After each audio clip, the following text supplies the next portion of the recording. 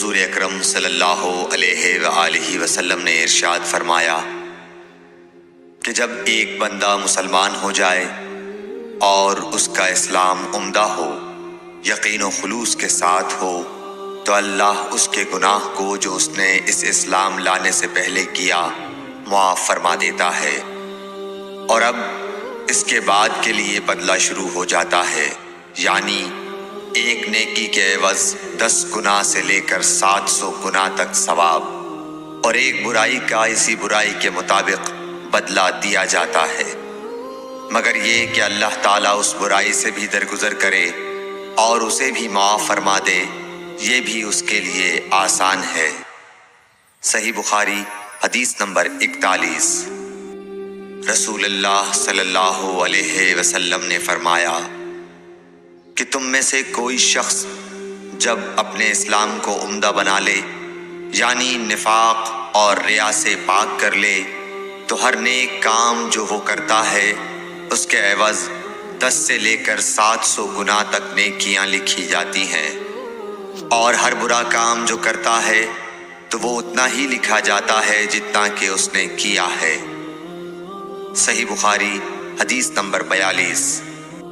رسول اللہ صلی اللہ علیہ وسلم ایک دن حضرت عائشہ رضی اللہ تعالی عنہا کے پاس آئے۔ اس وقت ایک عورت حضرت عائشہ رضی اللہ تعالی عنہا کے پاس بیٹھی تھی۔ آپ صلی اللہ علیہ وسلم نے دریافت کیا، یہ کون ہے؟ عرض کیا، فلاں عورت، اور اس کی نماز کے اشتیاق اور پابندی کا ذکر کیا۔ آپ صلی اللہ علیہ وسلم نے فرمایا، ٹھہر جاؤ، سن لو کہ تم پر اتنا ہی عمل واجب ہے جتنے عمل کی تمہارے اندر طاقت ہے۔ اللہ کی قسم، ثواب دینے سے اللہ نہیں اکتاتا، مگر تم عمل کرتے کرتے اکتا جاؤ گے، اور اللہ کو دین کا وہی عمل زیادہ پسند ہے جس کی ہمیشہ پابندی کی جا سکے، اور انسان بغیر اکتائے اسے انجام دے۔ صحیح بخاری حدیث نمبر 43۔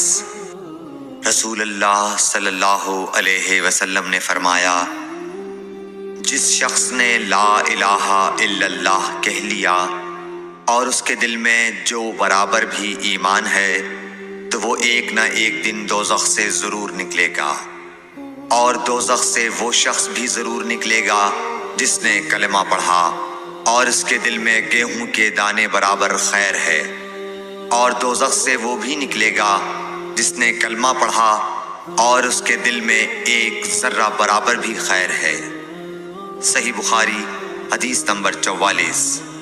ایک یہودی نے حضرت عمر بن خطاب رضی اللہ تعالیٰ عنہ سے کہا کہ اے امیر المومنین، تمہاری کتاب قرآن میں ایک آیت ہے جسے تم پڑھتے ہو، اگر وہ ہم یہودیوں پر نازل ہوتی تو ہم اس کے نزول کے دن کو یوم عید بنا لیتے۔